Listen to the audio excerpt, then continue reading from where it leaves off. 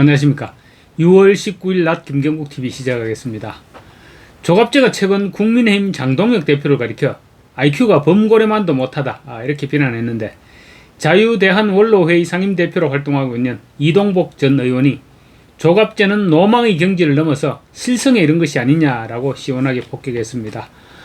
지금 조중동을 비롯한 기득권 언론들이 한동훈을 통해서 자기들의 세력을 지켜나가기 위해 한동훈을 미친듯이 밀고 있고, 국민의힘 친한계는 물론이고 당내 늙은 소장파 대안과 미래가 동조해서 장동혁 몰아내기에 혈안이 되어 있습니다. 조갑제는 지난 대선 기간에는 이재명 품으로 달려가더니 최근에는 한동훈에 몰빵하고 있습니다. 조갑제의 행위를 보면 한동훈에 몰빵하는 것이 궁극적으로 보수 세력을 망가뜨리는 데 목적이 있는 것이 아니냐, 이런 생각을 지을 수가 없습니다. 조갑제는 지난 17일 SNS를 통해 6.3 지방선거 투표 부족 사태로 이어지고 있는 올림픽 공원 시위에서 재선거를 주장하는 것을 놓고 범고래나 어린이 지능보다 못하다라고 강력 비판했습니다.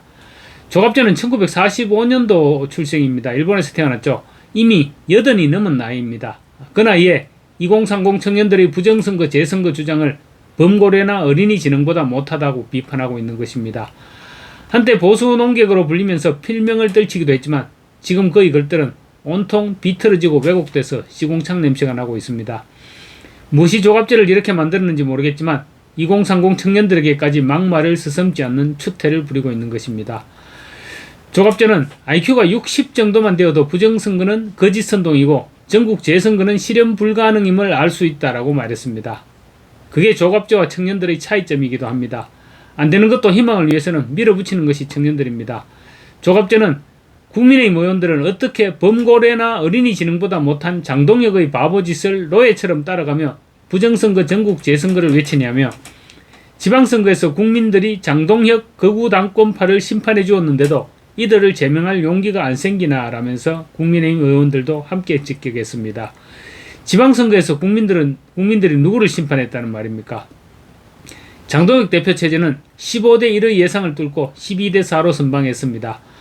지방선거 후 장 대표가 외롭게 부정선거 재선거를 외치면서 당 지지율이 급상승했고 민주당을 두 자리 숫자로 앞서는 여론조사 결과까지 발표되고 있습니다. 그런데 당내 한동훈파들은 장 대표를 겨냥해 선거 패배의 책임이라는 프레임 속으로 몰아넣고 있습니다.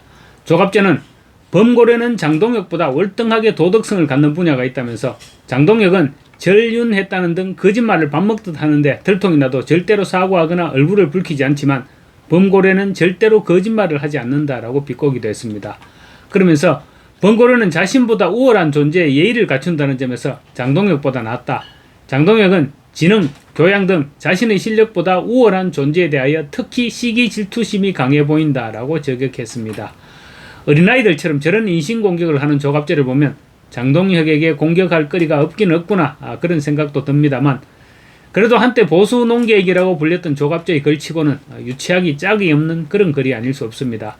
조갑제는 예컨대 한동훈 의원과 오세훈 시장 그리고 일반 국민들에 대한 태도에서 겸손함을 찾기 어렵다 하면서 한동훈을 낙선시키고 자객 공천까지 했다가 실패했으면 사과하고 복당시키는 것이 예의일 것인데, 이번엔 실현 불가능한 서울 등 전국 재선거를 주장, 오세훈 시장을 겨누었다가 반격을 허용했다고 덧붙이기도 했습니다.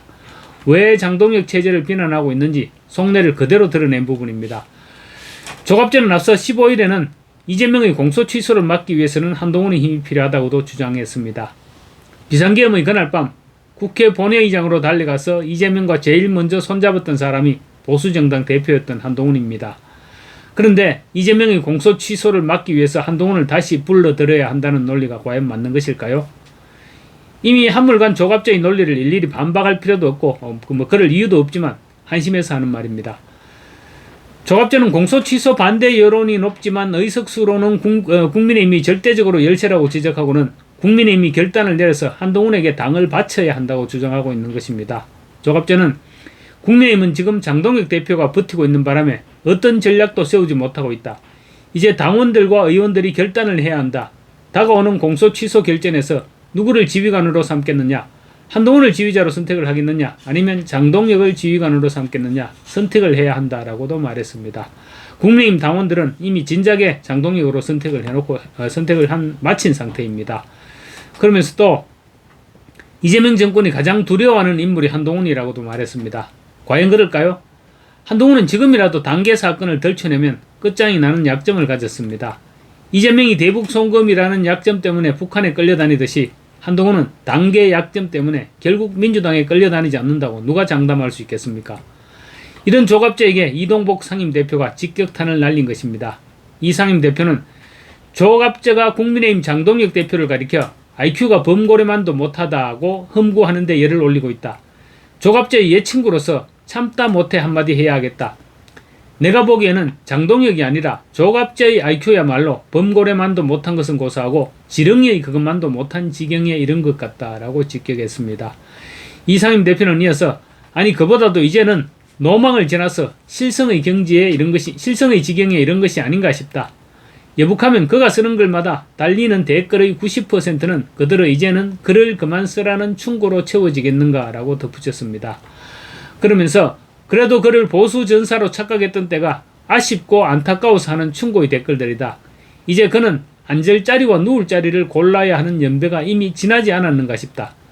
그의 글재주가 아깝다 싶은 점이 없는 것은 아니지만 조갑제는 이제 그만 붓을 거두든지 꺾든지 하는 것이 본인의 남은 여생의 건강을 위해 좋을 듯하다라고 일침을 놓았습니다. 맞는 말입니다. 그런데 가장 큰 문제는 외부의 조갑제 같은 이런 주장들이 아니라 내부의 분열주의자들입니다. 자신들의 차기 공천에만 관심을 보이고 대한민국이라는 국가야 어찌되건 전혀 무관심한 국민의힘 의원들이 문제인 것입니다. 이를 놓고 김영환 충북지사가 국민의힘은 정말로 싸울 줄 모른다고 한탄했습니다. 국민의힘 역사상 처음으로 2030과 한 목소리를 내고 제대로 민주당과 맞짱 뜰 수 있는 시기에 총구를 엉뚱한 곳으로 내지르고 있다는 것입니다. 지금 2030과 한 목소리를 내면서 제대로 된 싸움을 하는 사람이 장동혁인데 국힘 내부의 분파주의자들이 장동혁을 끌어내리지 못해 안달을 부리고 있다는 점을 지적하고 있는 것입니다. 김 지사는 소신과 철학 없는 국회의원들은 어디에 줄 서야 다음 공천에 유리할까 계산하느라 침묵하고 눈동자만 굴리고 있다. 선거 부정이 산처럼 쌓여있고 민주주의의 뿌리가 흔들리고 나라가 어디로 가는지 알 수 없는 위태로운 국난의 시기에 오로지 당대표 물러나라고 열을 올리는 이들에게 정체성 위기의 국가는 안중에도 없는가라고 꼬집었습니다.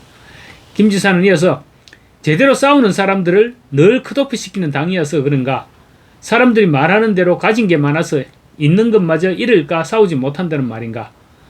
지금 나라를 지키는 싸움을 할 때이다. 잠실에 못 오는 이들은 닥치고 있어야 한다. 지금은 그들과 함께 싸우고 있는 장동혁이 옳다라고 목소리를 높이고 있습니다. 이제 장동혁 대표도 칼을 빼들어야 한다는 주문이 도처에서 들끓고 있습니다. 한동훈파나 늙은 소장파들에 대해서 제동을 걸지 않고는 국민의힘이 한 발짝도 앞으로 나갈 수 없는 만큼 전당원 투표로 누가 옳은지 물어보자는 것입니다. 그래서 전당원 투표 후 떠날 사람은 떠나고 국힘은 하나로 뭉쳐서 여당과 선관위와 여당에 싸우자는 것입니다. 장 대표가 어떤 사람입니까? 연초 목숨을 건 단식 이후에도 제대로 회복 기간도 없이 응급실 신세를 져야 할 만큼 그야말로 불철주야 뛰어다녔습니다. 이런 야당 대표를 일찍이 가져온 적이 있었나요? 장 대표는 국민의 참정권 회복을 요구하는 2030 청년들과 시민들의 뜻을 받들어 뛰어다니다가 결국은 응급실로 실려갔습니다. 장 대표의 노선은 수치로 인정받고 있습니다. 6.3 지방선거 성적표가 그랬고 여론조사 정당 지지율이 그렇습니다. 장동혁 흔들기의 진짜 의도는 너무나 분명합니다. 한동훈 복귀입니다. 지금 국민의힘에서 장동혁 퇴진의 목소리를 높이고 있는 이들은 한결같이 한동훈계들입니다. 이들이 외치는 것은 차기 총선 승리입니다. 그래서 그들의 욕심이 무엇인지도 너무나 투명한 것입니다. 자신들의 차기 공천입니다. 지금의 투표 용지 부족 사태에 이어서 드러나고 있는 온갖 부정선거 증거들에 이어 현직 선관위 직원의 부정선거 폭로도 있었습니다. 그뿐만 아닙니다.